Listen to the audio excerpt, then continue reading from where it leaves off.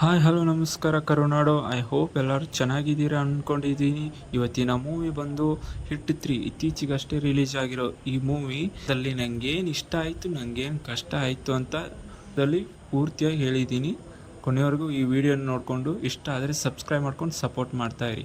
ಅಪಾಯಕಾರಿ ಅಂತ ಗೊತ್ತಿದ್ದರೂ ತನ್ನ ಜೀವನವನ್ನು ಲೆಕ್ಕಿಸದೆ ಪ್ರಜೆಗಳ ಜೀವನಕ್ಕೋಸ್ಕರ ತನ್ನ ಜೀವವನ್ನು ತ್ಯಾಗ ಮಾಡಿದ ACP ಧನ್ಯ ಅವರಿಗೆ ಬೋಸ್ ಬೇವರಿ ಅವಾರ್ಡನ್ನು ಪ್ರದಾನಿಸುತ್ತಿರಬೇಕಾದರೆ ಅದೇ ದಿನ ನಮ್ಮ ರೂತ್ಲೆಸ್ ಕಾಫ್ ಆಗಿರೋ ಅರ್ಜುನ್ ಸರ್ಕಾರ್ದು ಕೋರ್ಟ್ ಫೈನಲ್ ಹಿಯರಿಂಗ್ ಇರುತ್ತದೆ. ಇದೇ ಒಂದು ಚಿಕ್ಕ ಫ್ಲ್ಯಾಶ್ ಬ್ಯಾಕ್. ಕಾಡೊಳಗೆ ಒಂದು ಕೊಲೆ ಆಗಿರ್ತದೆ. ಹೆಂಗೆ ಅಂದರೆ ಅವನ್ನ ತಲೆ ಕೆಳಗೆ ಹಾಕ್ಬಿಟ್ಟು ಮತ್ತು ಕಾಲು ಮೇಲೆ ಹಾಕ್ಬಿಟ್ಟು ಒಂದು ಮರಕ್ಕೆ ಕಟ್ಬಿಟ್ಟು ಅವನ್ನ ಕುತ್ತಿಗೆ ಹತ್ರ ಇರೋ ಒಂದು ಸ್ಪೆಸಿಫಿಕ್ ಆಗಿರೋ ಡೀಪರ್ ಆಗಿ ಅವನ್ನ ಕೊಯ್ದು ಮತ್ತು ಹಿಂಬದಿಯಲ್ಲಿ ತಲೆಗೆ ಅವನಿಗೆ ಅಲ್ಲೂ ಕೊಯ್ದುಬಿಟ್ಟು ಅಲ್ಲಿ ಕೊಲೆ ಮಾಡಿರ್ತಾರೆ. ಇದೇ ನಮಗೆ ಹಿಟ್ 3rd ಕೇಸ್ ಆಗುತ್ತೆ. ಇಲ್ಲಿಂದನೇ ಇನ್ವೆಸ್ಟಿಗೇಷನ್ ಸ್ಟಾರ್ಟ್ ಆಗುತ್ತೆ. ಅದರ ಇನ್ವೆಸ್ಟಿಗೇಷನ್ ಆಫೀಸರ್ ಆಗಿ ಅರ್ಜುನ್ ಸರ್ಕಾರ್ ಅಲ್ಲಿಗೆ ಹೋಗ್ತಾನೆ. ಅದನ್ನೆಲ್ಲ ನೋಡಿಬಿಟ್ಟು ಏನೇನೋ ಮತ್ತೆ ಎಲ್ಲ ವಿಚಾರಿಸ್ತಾನೆ. ಅರ್ಜುನ್ ಸರ್ಕಾರ್ನ ಟೀಮೇಟ್ ಒಬ್ಬಳು ಅರ್ಜುನ್ ಸರ್ಕಾರ್ ಮೇಲೆ ಡೌಟ್ ಇರುತ್ತೆ. ಅದಕ್ಕೆ ಅವಳು ಏನು ಮಾಡ್ತಾಳೆ ಅಂದರೆ ಅರ್ಜುನ್ ಸರ್ಕಾರ್ನ ಫಾಲೋ ಮಾಡ್ತಿರ್ತಾಳೆ. ಆದರೆ ಅರ್ಜುನ್ ಸರ್ಕಾರು 2ನೇ ಕೊಲೆ ಮಾಡೋಕ್ಕೋಸ್ಕರ ರೆಡಿ ಆಗಿಬಿಟ್ಟು ಕಾಡಿನೊಳಗೆ ಹೋಗಿರ್ತಾನೆ. ಆ ಕೊಲೆ ಮಾಡೋಕ್ಕೆ ಹೋಗಬೇಕಾದ್ರೆ ಅವನ್ನ ತಡೀತಾಳೆ. ಅವಳಿಗೆ ಸರಿಯಾಗಿ ಹೊಡೆದ್ಬಿಟ್ಟು ಅವಳನ್ನ ಒಂದು ಚೇರ್ಗೆ ಕಟ್ಟಾಕ್ತಾನೆ ನಮ್ಮ ಅರ್ಜುನ್ ಸರ್ಕಾರ್. ಆಮೇಲೆ ಅವಳು ಕೇಳ್ತಾಳೆ, ನನಗೆ ಮೊದಲಿಂದನೂ ನಿನ್ನ ಮೇಲೆ ಡೌಟ್ ಇತ್ತು, ಅದಕ್ಕೋಸ್ಕರ ನೀನು ಫಾಲೋ ಮಾಡ್ತಿದ್ದೆ, ಇವಾಗ ಸಿಕ್ಬಿದ್ದೆ ಅಲ್ಲ ಅಂತ ಹೇಳ್ತಾಳೆ. ಆದರೂ ಈ ಥರ ಏನಕ್ಕೆ ನೀನೇ ಒಬ್ಬ ಪೊಲೀಸ್ ಆಫೀಸರ್ ಆಗಿಬಿಟ್ಟು ಈ ಥರ ಏನಕ್ಕೆ ಇವ್ರನ್ನ ಕೊಲೆ ಮಾಡ್ತಿದ್ದೀಯ ಅಮಾಯಕರನ್ನ ಅಂತಾಳೆ.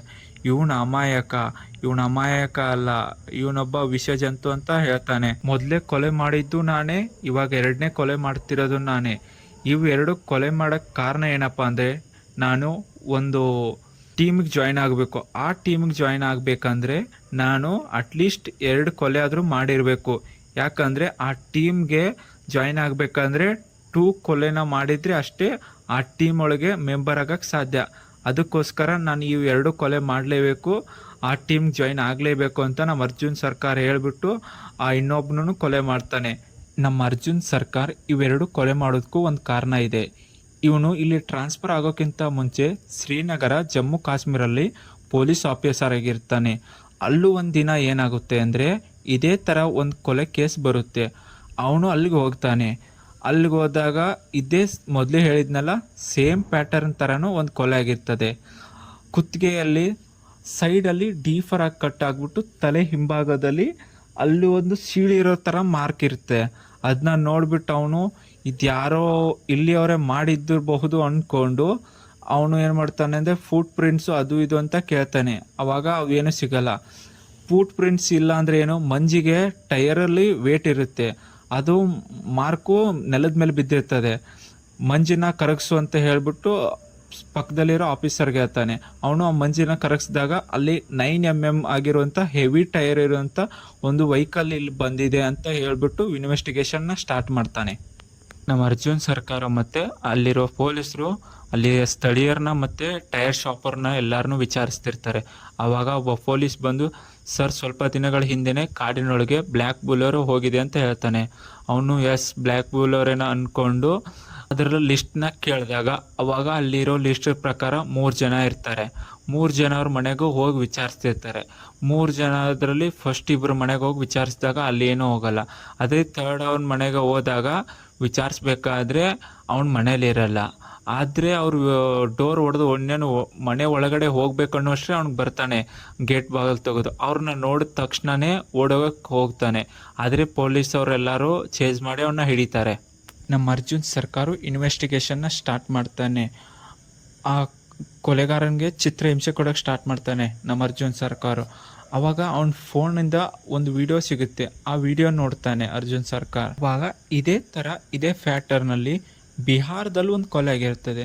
ಇದೇನು ಸರ್ ಕೊಲೆ ಮಾಡಿದವನು ಇಲ್ಲೇ ಅವನೇ, ಅಲ್ಲೂ ಹೆಂಗೆ ಕೊಲೆ ಆಗಿದೆ ಅಂತ ಹೇಳಿದಾಗ ಅವನು ಇದ್ರ ಕೊಲೆ ಹಿಂದೆ ಇರೋದು ಬೇರೆ ಅವನು, ಆದರೆ ಈ ಕೊಲೆ ಮಾಡ್ತಿರೋರು ಇವರು, ಅದಕ್ಕೆ ಕುಮ್ಮಕ್ಕೆ ಕೊಡ್ತಿರೋನು ಬೇರೆಯವನು ಅಂತ ಹೇಳ್ತಾನೆ.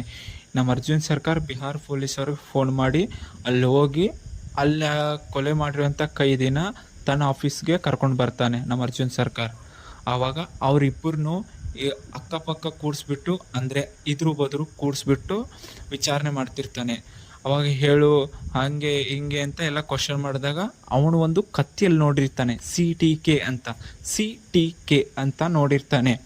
ಆವಾಗ ಅವ್ರಿಗೆ ಕೇಳ್ತಾನೆ, ನೀವು ರೂಲ್ಸ್ನ ಫಾಲೋ ಮಾಡಿಲ್ಲ, ಅದು ಇದು ಕ್ವಶನ್ ಮಾಡಿ ಕನ್ಫ್ಯೂಸ್ ಮಾಡಿದಾಗ ಒಬ್ಬನು ಹೇಳ್ತಾನೆ, ಇಲ್ಲ ನಾನು ರೂಲ್ಸ್ ಫಾಲೋ ಮಾಡಿದ್ದೀನಲ್ಲ, ಆ ವೆಬ್ಬಲ್ಲಿರೋ ಥರನೇ ಫಾಲೋ ಮಾಡಿದ್ದೀನಿ ಅಂತ ಹೇಳ್ತಾನೆ. ಅವಾಗ ಅವನು ಇದು ಡಾರ್ಕ್ ವೆಬ್ಸೈಟ್ ಅಂತ ಅವ್ನಿಗೆ ಗೊತ್ತಾಗುತ್ತೆ. ಆ ಡಾರ್ಕ್ ವೆಬ್ಸೈಟಲ್ಲಿ ಎಂಟ್ರಿ ಆಗಬೇಕಂದ್ರೆ ಪ್ರತಿಯೊಬ್ಬನು 2 ಕೊಲೆನ ಅಪ್ಲೋಡ್ ಮಾಡಿರಲೇಬೇಕು. ಅವಾಗಲೇ ಆ ವೆಬ್ಸೈಟ್ಗೆ ನಾವು ಜಾಯಿನ್ ಆಗೋಕ್ಕಾಗೋದು ಮತ್ತು ಮೆಂಬರ್ ಆಗೋಕ್ಕಾಗೋದು ಸಾಧ್ಯ ಅಂತ ಅವೆರಡು ಕೊಲೆ ನಮ್ಮ ಅರ್ಜುನ್ ಸರ್ಕಾರ ಮಾಡಿರ್ತಾನೆ. ಅದೇ ಡಾರ್ಕ್ ವೆಬ್ಸೈಟಲ್ಲಿ ಒಬ್ಬನು ಒಂದೇ ಕೊಲೆ ವಿಡಿಯೋನ ಅಪ್ಲೋಡ್ ಮಾಡಿರ್ತಾನೆ. ಅದನ್ನು ನಮ್ಮ ವರ್ಷ ಇದ್ದವಳು ಅರ್ಜುನ್ ಸರ್ಕಾರಗೆ ತೋರಿಸ್ಬಿಡ್ತಾಳೆ. ಸರ್, ಇವನು ಒಂದೇ ಕೊಲೆ ಅಪ್ಲೋಡ್ ಮಾಡೋನೆ, ಇನ್ನೊಂದು ಕೊಲೆ ಮಾಡೋಕ್ಕೆ ಹೋಗ್ತಿರಬಹುದು ಅಂತ ಹೇಳ್ತಾನೆ. ಇದು ಇರೋದು ಜೈಪುರಲ್ಲಿ ಅಂತ ಹೇಳ್ತಾನೆ. ಗುಡ್ ಜಾಬ್ ವರ್ಷ ಅಂತ ಹೇಳಿಬಿಟ್ಟು ಅವನು ಇದನ್ನು ನಾವು ಇಮಿಡಿಯೇಟಾಗಿ ಅವನ್ನ ಮತ್ತೆ ಅದು ಕೊಲೆನ ಸ್ಟಾಪ್ ಮಾಡಬೇಕಂತ ಹೇಳ್ಬಿಟ್ಟು ಜೈಪುರ್ ಪೊಲೀಸ್ಗೆ ಇನ್ಫಾರ್ಮ್ ಮಾಡೋಕ್ಕೆ ಹೇಳ್ತಾನೆ ವರ್ಷನ್ಗೆ. ಅವರು ಜೈಪುರ್ಗೆ ಅದೇ ಕ್ಷಣದಲ್ಲಿ ಎಲ್ಲರೂ ಹೋಗ್ತಾರೆ. ಜೈಪುರ್ಗೆ ಹೋಗ್ಬಿಟ್ಟು ಆ ಕೊಲೆ ಬಗ್ಗೆ ಅಲ್ಲಿರೋ ಪೊಲೀಸರಿಗೆ ವಿವರಿಸ್ತಾರೆ. ಆವಾಗ ಅಲ್ಲಿರೋ ಪೆಟ್ರೋಲ್ ಬಂಕು ಇಲ್ಲಿರೋ ಸ್ಥಳೀಯರ ಹತ್ರ ಎಲ್ಲರ ಹತ್ರನೇ ವಿಚಾರಿಸ್ತಾರೆ. ಆದರೂ ಏನೂ ಗೊತ್ತಾಗಲ್ಲ ಸ್ವಲ್ಪ ದಿನ. ಆಮೇಲೆ ನಮ್ಮ ಅರ್ಜುನ್ ಸರ್ಕಾರ ಒಂದಿನ ಬಂಕಲ್ಲಿ ನಿಂತಿರ್ಬೇಕಾದ್ರೆ ಒಂದು ಪಿಕಪ್ ವ್ಯಾನ್ ಬರ್ತದೆ. ಅದರಲ್ಲೇ ಒಬ್ಬ ಕೊಲೆಗಾರ ಇರ್ತಾನೆ. ಅವನು ನಮ್ಮ ಅರ್ಜುನ್ ಸರ್ಕಾರ ನೋಡಿದ ತಕ್ಷಣ ಕಾರ್ನ ಫುಲ್ ಫಾಸ್ಟಾಗಿ ಹೊಡ್ಕೊಂಡು ಹೋಗ್ತಾನೆ. ಆಮೇಲೆ ಅದನ್ನ ಫಾಲೋ ಮಾಡ್ಕೊಂಡು ನಮ್ಮ ಅರ್ಜುನ್ ಸರ್ಕಾರ ಹೋಗುತ್ತಾನೆ. ಆದರೆ ಸ್ವಲ್ಪ ದೂರ ಹೊರಟುವಷ್ಟಿಗೆ ಅದು ಪಿಕಪ್ಪು ಎಲ್ಲೋ ಮಾಯ ಆಗ್ತದೆ. ಅವನು ಏನು ಮಾಡ್ತಾನೆ, ಡೈವರ್ಟ್ ಆಗಿ ತೊಗೊಂಡ್ಬಿಟ್ಟು ಕಾಡೊಳಗೆ ಹೋಗಿರ್ತಾನೆ. ಆವಾಗ ಅಲ್ಲೇ ಮುಂದೆ ನಮ್ಮ ಪೊಲೀಸರು ಬ್ಯಾರಿಕೇಡ್ ಹಾಕ್ಕೊಂಡು ನಿಂತಿರ್ತಾರೆ. ಅವ್ರನ್ನ ಹೋಗಿ ಕಾಡ್ತಾನೆ. ಈ ಕಡೆ ಏನಾದರೂ ಪಿಕಪ್ ವ್ಯಾನ್ ಬಂತ ಅಂತ ಕೇಳಿದಾಗ ಇಲ್ಲ ಸರ್ ಅಂದಾಗ, ವರ್ಷ ಬ್ಯಾಟ್ರಿ ಕೊಡು ಅಂತ ಹೇಳಿದಾಗ ಅಲ್ಲಿ ಮುಂದೆ ಹೋಗ್ಬಿಟ್ಟು ಹಂಗೆ ನೋಡ್ಕೊಂಡು ಹೋದಾಗ ಅಲ್ಲಿ ಡೈವರ್ಷನಲ್ಲಿದ್ದಾಗ ಅಲ್ಲಿ ನೋಡ್ತಾನೆ ಅವನು. ಆ ಪಿಕಪ್ ವ್ಯಾನ್ ಅಲ್ಲೇ ನಿಂತಿರ್ತದೆ. ಅಲ್ಲಿ ಹೋಗಿ ನೋಡಿದಾಗ ಅಲ್ಲಿ ಒಬ್ಳು ಹುಡುಗಿ ಇರ್ತಾಳೆ.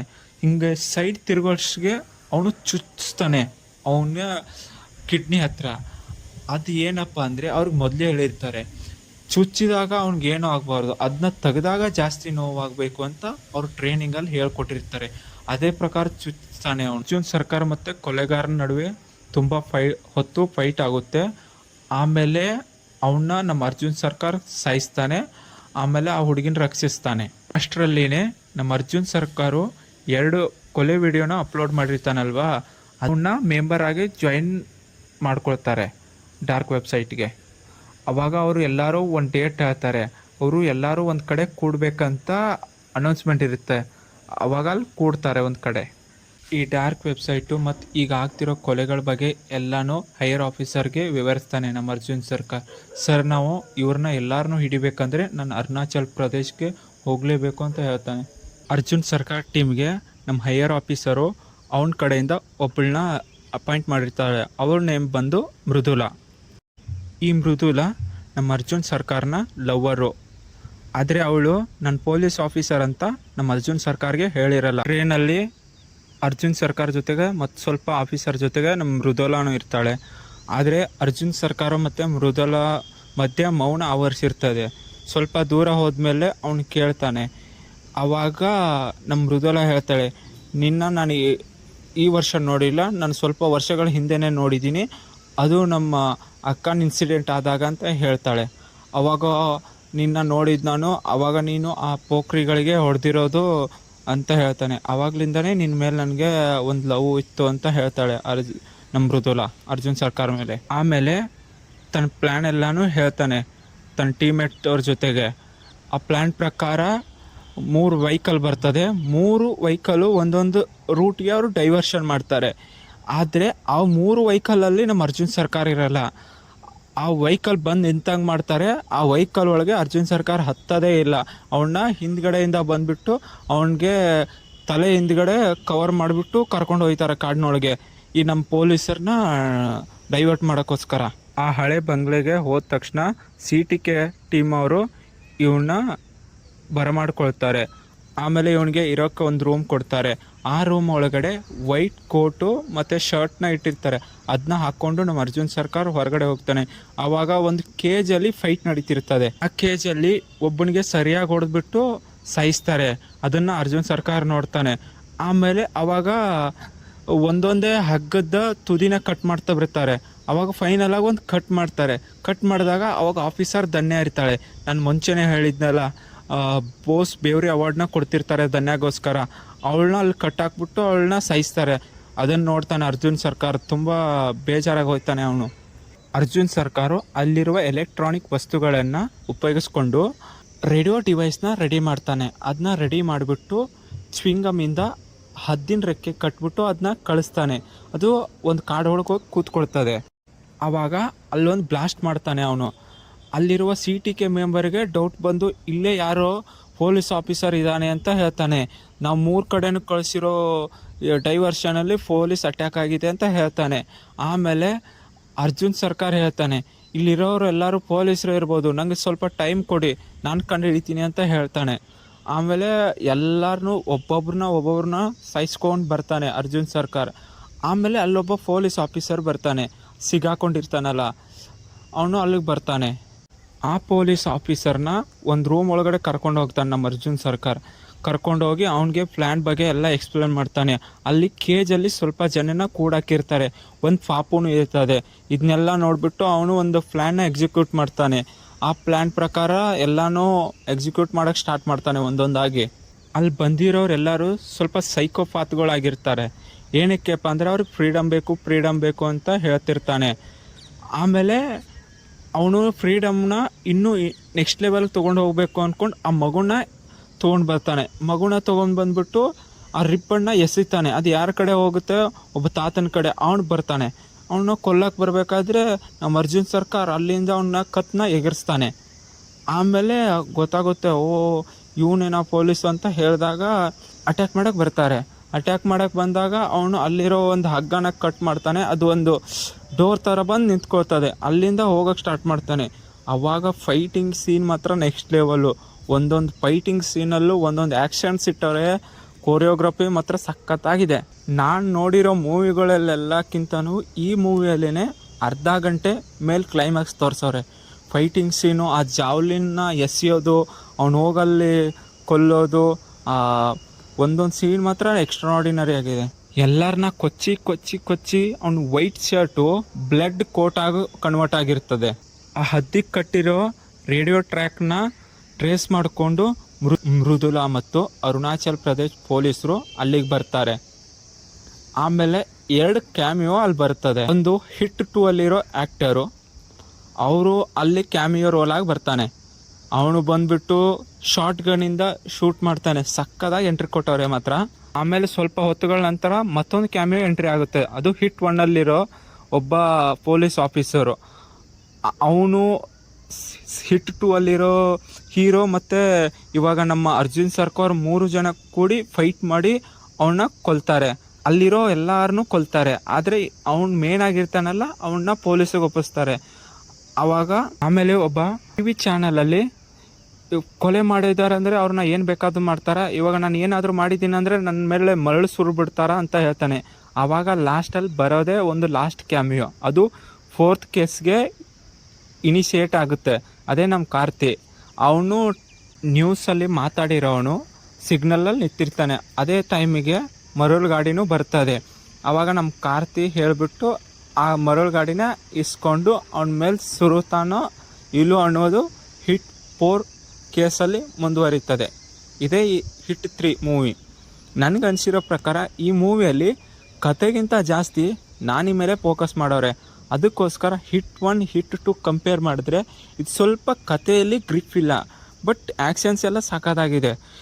ಹಿಟ್ 1 ಹಿಟ್ 2ಅಲ್ಲಿ ಕತೆ ಮೇಲೆ ಎಲ್ಲದಕ್ಕೂ ಪ್ರಿಫರೆನ್ಸ್ ಕೊಟ್ಟವ್ರೆ. ನಮ್ಮ ಡೈರೆಕ್ಟ್ರು ಮುಂದಿನ ದಿನಗಳಲ್ಲಿ ಕತೆ ಮೇಲೆ ಫೋಕಸ್ ಕೊಟ್ಟು ಹೀರೋ ಮೇಲೆ ಫೋಕಸ್ ಕೊಟ್ಟರೆ ಒಳ್ಳೆ ಬ್ಲಾಕ್ ಬಸ್ಟರ್ ಆಗುತ್ತೆ ಅಂತ ನನ್ನ ಅನಿಸಿಕೆ.